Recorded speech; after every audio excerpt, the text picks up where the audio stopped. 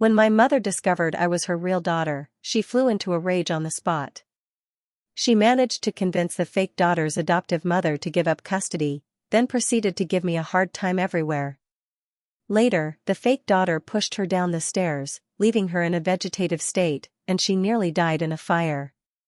She was dumped at the hospital and left to rot. It was me who cared for her dutifully by her bedside, uncomplaining through it all. Even when I was being choked and nearing death, I abandoned my last shred of dignity to beg that fake daughter not to unplug mom's ventilator. Later, my mother was reborn on the day she forced me to sign the dissolution contract. I packed my bag and glanced up at the space I'd called home for 2 years. The Evans family's villa was enormous, yet as their actual daughter, I slept in the tiniest servants' quarters. The cramped space barely fit a narrow wooden bed under a meter wide, leaving hardly any room to turn around.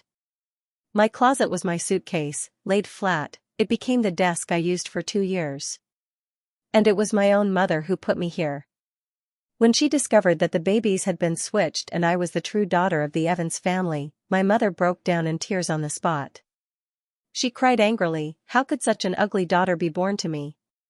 She steals, bullies classmates, how could this rotten seed be my daughter? I'm not ugly, just gaunt from being underweight, nothing like her precious fake daughter Sophia. I didn't steal anything, it was Sophia's prank." Sophia and I attended the same school, where she deliberately planted a diamond bracelet in my gym clothes. Crying and making a scene so that the school would call her mother. Unrelentingly pressured me to drop out. Sophia sneered, "What's a pauper like you doing at X middle school? You deserve to be trailing after your mom digging through garbage." Since she found out my father died young and my mother funded my education by collecting scraps, she did everything to get rid of me. She and those rich kids shared an innate sense of superiority. Even though her grades were the worst in class, that didn't stop her from weeding out anyone she disliked. She turned my classmates against me, leaving me isolated. Later, she eventually resorted to framing me for theft. In the teacher's office, her mother slapped me hard, sharp nails cutting into my cheek with a stinging burn. Her sharp nail scratched my cheek, leaving a stinging pain. The snobbish woman jabbed a finger at my mother and sneered, "What kind of trash family sends their kids to school anyway? If they're thieves, their grades must be stolen too." Who could have imagined that mere days later, the woman who forced me out of school would become my birth mother? When the police took me to the He residence and announced that the nurse responsible for switching the infants had confessed out of guilt, revealing the truth, my mother's first reaction was to panic and blurt out, "There must be a mistake. How could she be my child?" It was like I was a piece of gum stuck to her shoe, an unwelcome disruption to her peaceful existence. Beside her, Sophia's face suddenly turned pale. She clenched her fists, glaring at me with bitter resentment. At that moment, she might have thought the 2 children would swap places, and she would soon become the scavenger's daughter. But my mother threatened and bribed the adoptive mother into abandoning her plan to take Sophia back. From that moment on, Sophia plotted relentlessly to kick me out. She'd call me sister to my face while secretly carving chunks of flesh off me with her gaze. 2 years have passed, and she finally got what she wanted. I'm about to be kicked out of the Evans family. Last night, Mom already told me to leave. Tomorrow, you'll sign the dissolution agreement. I'll cover your mother's medical bills and give you enough money to get through college. She was referring to my adoptive mother, Sophia's biological mother. She never let me call her mom, snapping, "Quit pretending we're close, you make me sick, you greedy leech."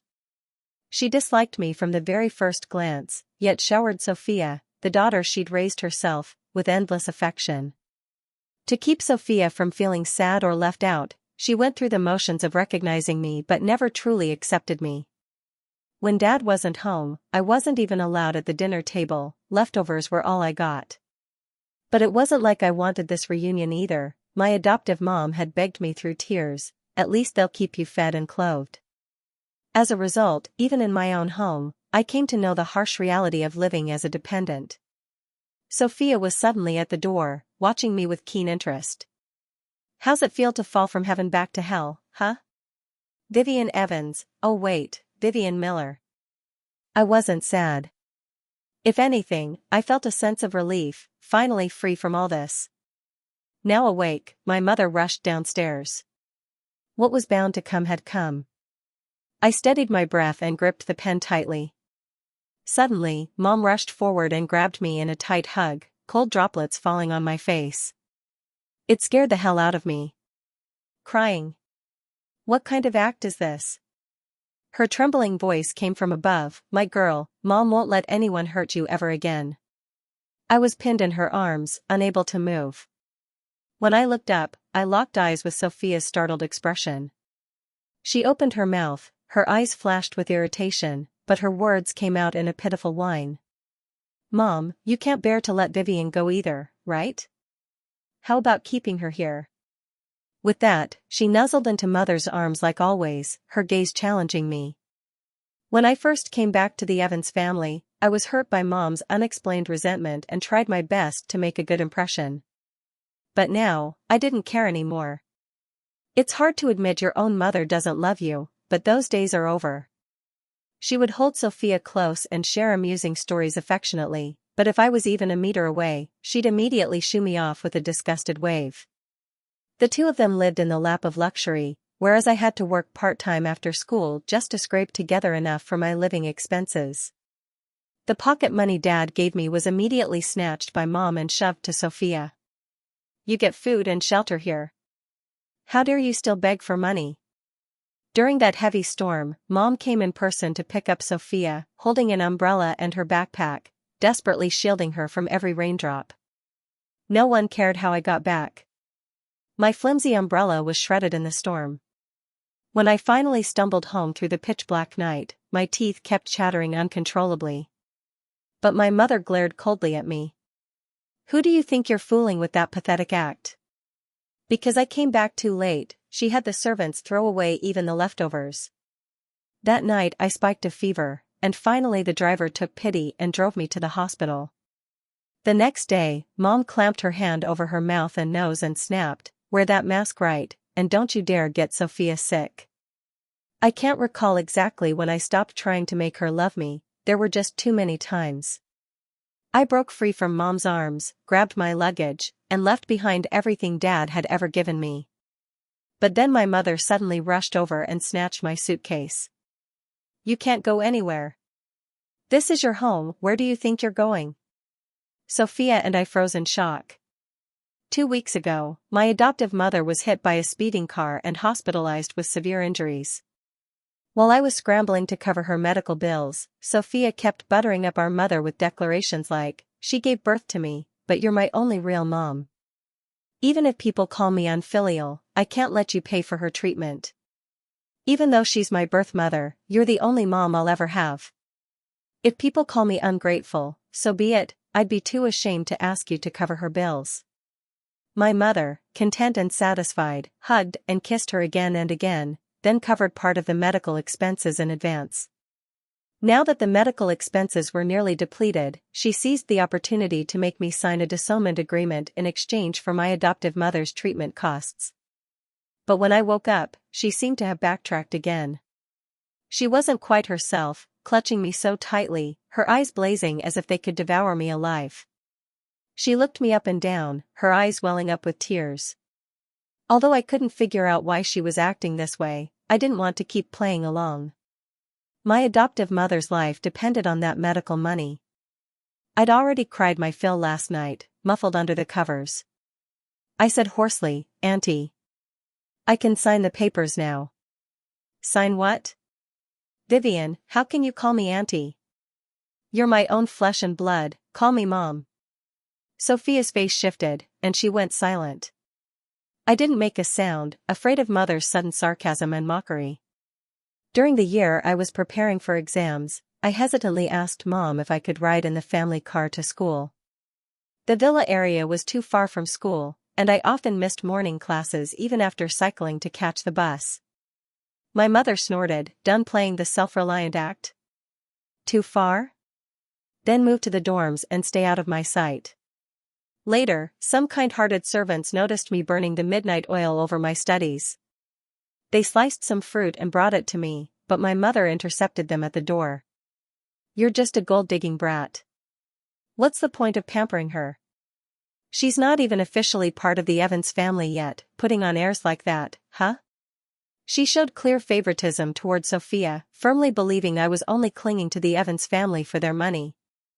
I never shared these experiences with my adoptive mother, but she might have guessed a thing or two.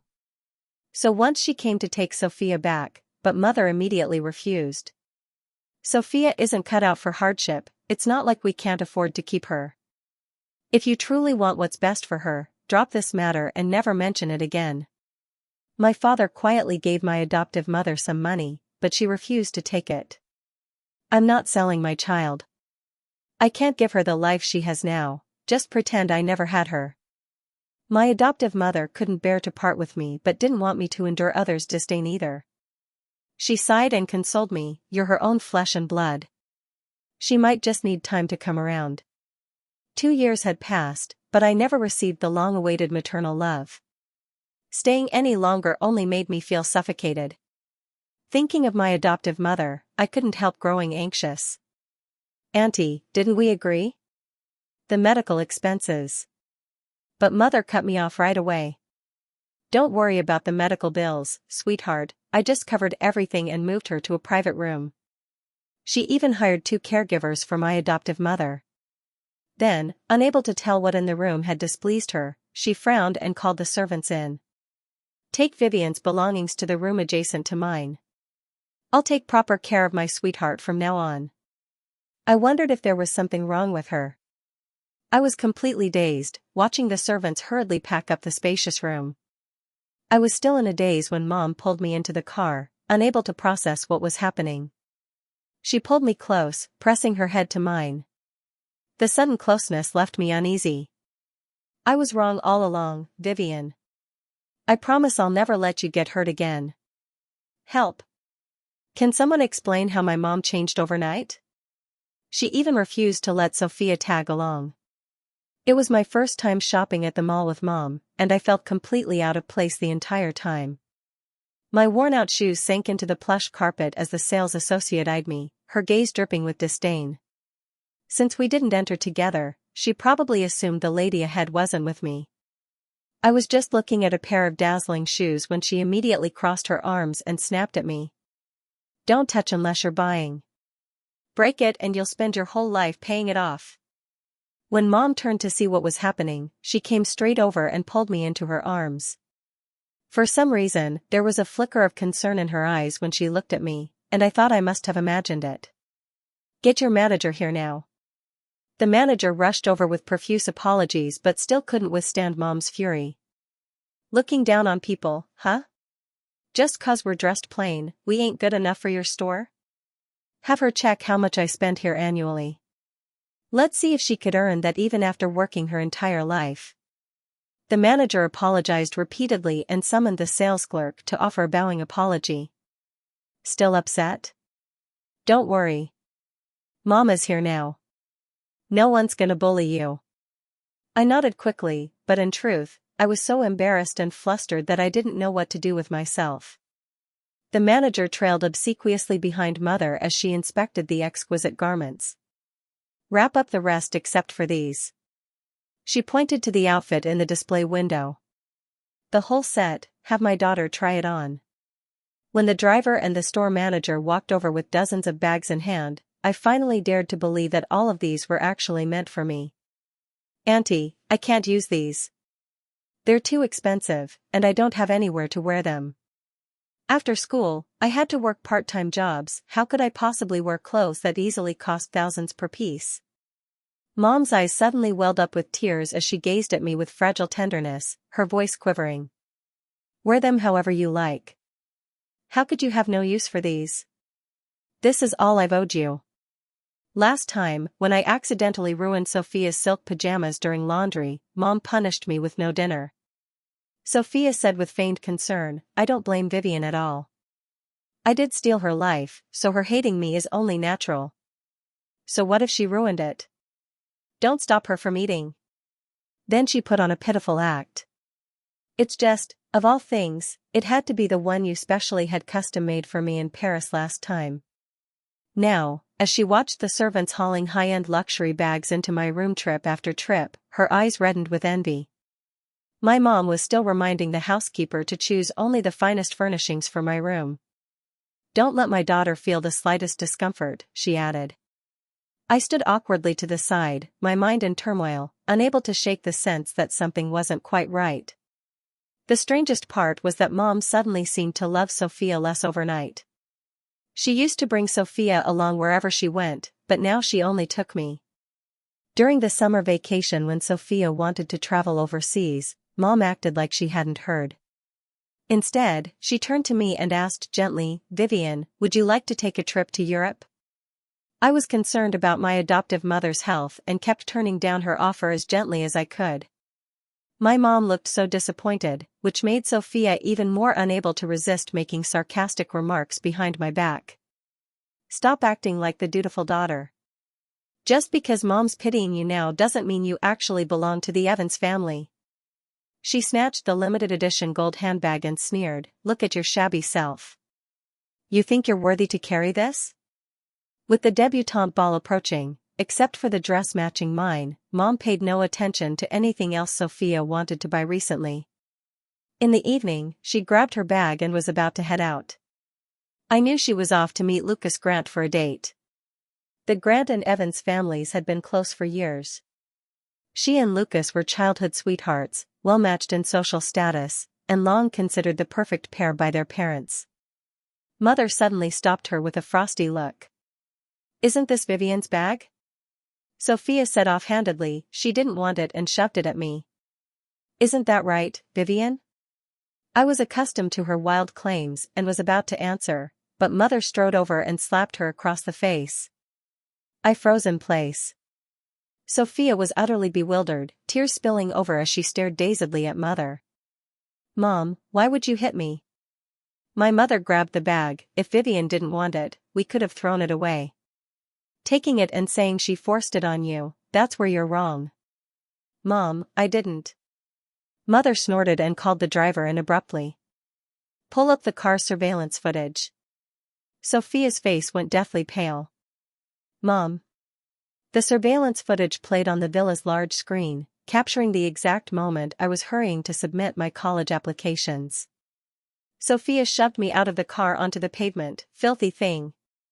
I refused to share a car with you." Now, she flushed with embarrassment and stammered, "I was just messing around with Vivian." But my mother glared at her. "I've raised you all these years, couldn't bear to see you suffer, so I insisted on keeping you close. But now I see it was a mistake." Sophia's face grew even paler, her body trembling slightly. My mother made her take off her clothes and change into those brought by the servants. I immediately recognized them as the few clothes from my luggage. Sophia was about to cry. "But after spoiling you for 18 years, I've only nurtured a viper in my bosom. I won't have you sleeping in the servants' quarters, but I'm cutting off your cards. You'll get $1,500 a month for living expenses during college, budget carefully. After graduation, go wherever you please. I've no obligation to keep supporting you." To Sophia, these words struck like a bolt from the blue. She stood frozen, tears spilling down her cheeks, staring blankly at her mother. "Why? Even if I accidentally pushed Vivian, Mom, how could you just cast me out like this?"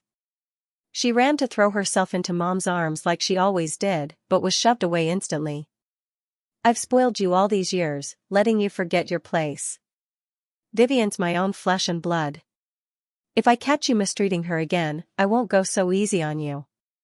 My mother led me upstairs, instructing the servants as we went. "Have the food sent upstairs later. Since Sophia's going on a date, don't bother making her anything." Sophia didn't make it to her date that night. She wept bitterly in her room, her cries echoing through the house. Meanwhile, I sat in the dining room upstairs, the food tasteless on my tongue as my mind wandered far from the meal. My mother heaped my bowl into a small mountain of food, utterly oblivious to the intentional wails. In the past, even when Sophia merely shed a few silent tears, my mother would practically rush to kick me out. "You must have said something to upset her again." Did you flaunt your biological daughter status to taunt her? I couldn't defend myself and was barred from dinner every time. Who would have thought the tables would turn this fast? I couldn't help but ask, Mom, why are you suddenly being so nice to me? So good that I felt utterly disoriented and fearful. If you've never had anything to begin with, losing it isn't so hard. But once you start gaining more and more without knowing why, you'll end up feeling as restless as I do. My mother's eyes suddenly welled up with tears. She dropped her chopsticks, rushed over, and pulled me into a fierce embrace. I was mistaken before. My first impression of you was so poor, I thought you were no good, and I listened to all those awful rumors. I was wrong. I'll make it up to you from now on. One day we'll be just like any other mother and daughter. Lately, she's been hugging me out of the blue and even planting kisses on my forehead. But I couldn't shake the feeling that something was off. But I didn't do anything. What made you change your mind about me all of a sudden? My mother paused briefly before explaining hurriedly, "You're my flesh and blood, I carried you for 9 months." Mother and daughter hearts beat as one, that bond can't be cut off. That night, I had already settled into bed, but Sophia's sobs continued intermittently. Her usual tricks weren't working anymore since Mom's closed door remained shut the entire night. Early the next morning, Sophia actually wore my old clothes and kept knocking on the door, apologizing to Mom in a fragile, trembling voice. However, Mom didn't reactivate her card. Instead, she slid a black card across the breakfast table to me. "Your dad meant for you to have this. Buy whatever you like." Sophia's fingers were nearly snapping the chopsticks, yet her face still wore a look of obedient sorrow. Soon it was the eve of the coming-of-age ball. Dad, who had been away on a business trip, rushed back early. He didn't know what had happened and let Sophia hold his arm, cooing sweetly, "Dad, I want a new gown." Sophia didn't want to wear the same dress as me. Just hours earlier, she'd thrown my black card on the ground and stomped on it repeatedly. "Don't dream of turning into a phoenix by climbing my branch. Mom's probably in menopause anyway, I'm the only one she truly loves." I picked up the card without a word and tossed it in the drawer, not even bothering to argue with her. Even though she had everything, she was always on guard against me. Maybe she felt that all she had was just an illusion after all? "Vivian's dress has been redone," Mom cut in abruptly. "We'll formally introduce her at the event, it needs to be grander." After being taken aback, Dad even looked pleasantly surprised. "You've changed your mind?" He had always felt guilty toward me and had long wanted to publicly acknowledge me as his daughter, but he couldn't go against my mother. My mother stroked my hair. "Vivian has done so well. This coming-of-age party doubles as a celebration for her getting into Westwood University. Not one of those silver spoon kids can hold a candle to her." I was shocked by her change of heart. When I got my results, she had been clearly dismissive of them. Instead, she gently consoled Sophia, who had barely passed the vocational college threshold, "Let Dad handle your study abroad. Any school you pick is fine. After all, you'll join the family business after graduation, everything your father and I own will be yours." Her words still lingered in the air, yet Mother had changed her tune now. "After Vivian graduates from university, if she wants to take over and let your dad rest for a few years, that's fine. If she prefers to venture out on her own, Mom and Dad will be her strongest backup." Her vision of the future seemed to revolve solely around the three of us, leaving Sophia feeling increasingly left out and resentful. She walked over and dropped to her knees before my mother with a thud, tears streaming down her face. "Mom, did I do something wrong? I'll fix anything, please don't push me away." My dad walked over to help her up, but she refused to budge and just kept crying.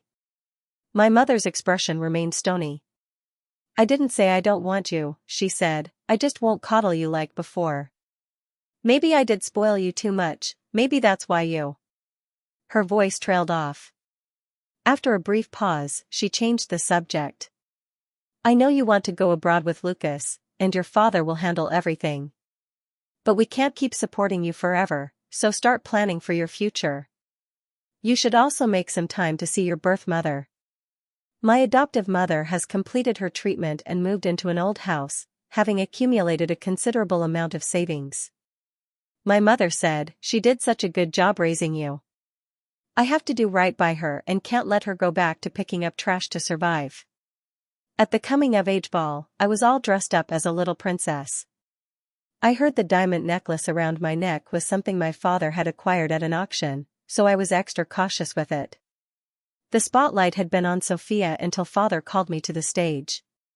The gears of fate seemed to have shifted irrevocably. Taking this opportunity to introduce our daughter, Vivian. She's this year's city top scorer and has been admitted to Westwood University. My mom waved me over from beside her, her smile warm and tender. Vivian is our biological daughter. We only realized in the past 2 years that we'd mistakenly taken the wrong child at birth. I braced myself and walked onto the stage as the surrounding crowd buzzed with whispers. "So Sophia isn't their real daughter? The Grants said there'd be a wedding in 2 years, is that off now?" The so-called fake daughter was glaring at me with a livid face, her lips nearly bleeding from being bitten. In that moment, I truly felt what it meant to transform from a sparrow into a phoenix. The wealthy young men from all families eagerly competed to ask me for a dance, and even Lucas shamelessly shoved a glass of red wine toward me. "I've wronged you before, but blame Sophia for never mentioning you're the Evans family's real daughter." Had we known. If I were their real daughter, they wouldn't have cornered me in the utility room and slapped me like that. Perhaps sensing my displeasure, Lucas guiltily rubbed his nose. "If you ever need anything, just say the word." I didn't want to deal with him and turned to leave, only to feel someone in the crowd stick out a foot to trip me. My dress was too long, causing me to stumble and nearly fall, when a strong arm swiftly caught me. I looked up at the vaguely familiar face, but couldn't place his name. He gave an awkward chuckle. "Hey cuz, we met once before. You probably don't remember." My mom came hurrying over, shot him a glance, and furrowed her brows. "Aunt." He had barely begun when Mom dragged me off without a backward glance. "Stay away from him. That whole family's bad news." I suddenly remembered seeing him when I first arrived at the He household. He had come with my uncle and cousin to ask Dad for a loan. They casually demanded tens of millions, an astronomical figure to me. Dad didn't refuse directly, just chuckled and said, "Eric, bring me a viable business plan. Pipe dreams won't convince me of your entrepreneurial skills." Eric was Mom's own nephew. Back then, she had pressured Dad relentlessly on their behalf, and eventually those millions seemed to settle securely into Uncle's pockets. Yet now she acted as if desperate to sever all ties, her eyes filled with revulsion when glancing at Eric. He asked for tens of millions outright, an astronomical figure to me. My dad didn't refuse outright. He just chuckled and said, "Eric, bring me a solid business plan. Empty promises won't convince me of your business skills." Eric Wilson, my mother's own nephew. At that time, she was helping Eric pressure my dad, and eventually those tens of millions seemed to land safely in my uncle's pocket. But now, she seemed desperate to sever all ties with them, her eyes brimming with disgust whenever they landed on Eric. Not long after my coming-of-age ceremony, I headed to school earlier than required. This early enrollment was actually my mother's idea. Get settled in there first. Once things settle down, Dad and I will come stay with you for a few months. Before I left, she took me to visit my adoptive mom. Thanks to the caretaker's attentive care, she appeared healthy with a rosy complexion, though she seemed reluctant to let me go. My mother kept chiming in, "If Sophia shows up, don't give her a single cent, trust us, she won't starve." Her gaze wandered briefly, and she agreed with a hint of haste. I felt a bit awkward and gently tugged at my mother's sleeve. After all, my adoptive mom and Sophia were the biological mother and daughter. Her reminder felt somewhat redundant. My mother had been on edge lately. I had seen her lose her temper with Dad more than once. "Why the hell do you need to fly all over the country for business? Can't you handle it online? Don't you know how many people die in plane crashes every year?" Dad couldn't help but laugh in frustration. "Do you know how slim the chances are of a plane crashing? You're not even that old, why so scared of dying all of a sudden?" Her reminders to me were endless and often came out in a jumbled mess. One moment she'd tell me not to take on part-time jobs without telling her and to just ask her anytime I needed money. Then she'd say my phone must stay fully charged at all times so she couldn't lose contact with me. The most outrageous part was her telling me that no matter what happened at home, my safety should always come first and not to act rashly. I thought she still didn't get me. I had never been one to act on impulse, even as a kid. Right until it was time to leave for the airport, she was still clinging to me. I hate that I was so blind back then and neglected my own child. Vivian, please don't hate me anymore, okay? I truly want to love and care for you right for the rest of my life. I hadn't hated her for a long time. Maybe I never hated her at all, just felt some hurt and sadness. Why didn't my own mother ever love me? But in the days we spent together, I seemed to have soaked up the warmth from her, especially seeing how devoted she was to caring for my adoptive mom, and even that lingering resentment had nearly melted away. The week before I started school, Mom video chatted with me nearly every day.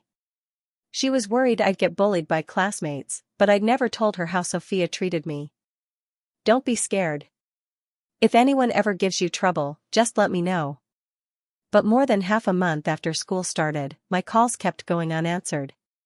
The same with home, which made me think something serious might have happened. Because even the servants wouldn't all be missing from the house. I even called Sophia, but she hung up immediately, and when I redialed, her phone was already powered off. It wasn't until my adoptive mom called that I found out what had happened. In that instant, it felt as though the sky was crashing down. My adoptive mother stammered, "Vivian, come home now. If you don't, I'm afraid you won't see your parents again." I immediately booked a flight back, feeling disoriented the whole journey with my limbs trembling restlessly. On the day I went to register with such excitement, my father's plane crashed. There were no survivors. Our villa caught fire in the middle of the night. Mom fell down the stairs and was rushed to the hospital, but she still hasn't woken up. Sophia, who was supposed to study overseas, was abruptly thrust into the role and had already taken control of the Evans family's enterprises. I rushed straight to the hospital after getting off the plane and found my mother lying in bed, her face drawn with exhaustion. She had a few scrapes on her face, her eyes closed as if asleep. In the ward sat an unfamiliar middle-aged woman who introduced herself as the temporary caretaker arranged by the Evans family. "Where are the servants? And the driver?" The caretaker said only a young girl had come around twice.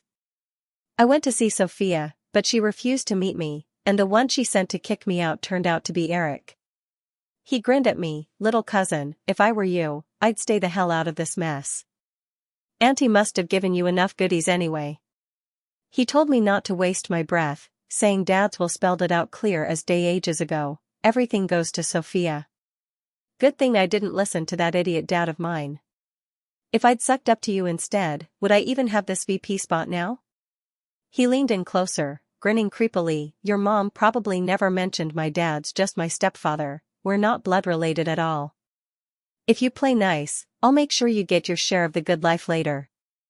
His hand slid toward my waist, and I jerked away in disgust. When I got back to the hospital, Mom lay in the hospital bed while the caretaker flipped through a magazine, radiating utter boredom. She stood up and held out her hand. "Settle my pay and find someone else after this. The hospital's been hounding us for payments, that girl won't pick up her calls. Now everyone's coming at me like I'm supposed to know, this is nuts." I paid her and then hurried to cover the medical bills.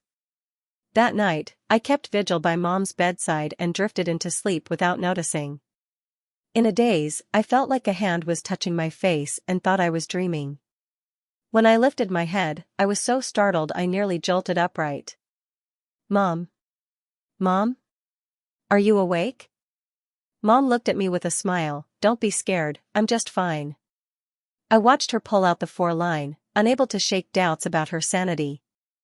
But her next words sent chills down my spine. "Your dad's okay. He never even got on that flight." I felt as if I'd just been told a story from the Arabian Nights. My mom said she once had a dream where she kicked me out of the house. Because my adoptive mother was ill, I didn't go to college and spend all my money on her treatment. Sophia was sent overseas to study, but Lucas got engaged to another person and never accompanied her. When the Grant family discovered she was a fake daughter, they put her marriage to Lucas on hold. She went mad and vented all her rage on my parents.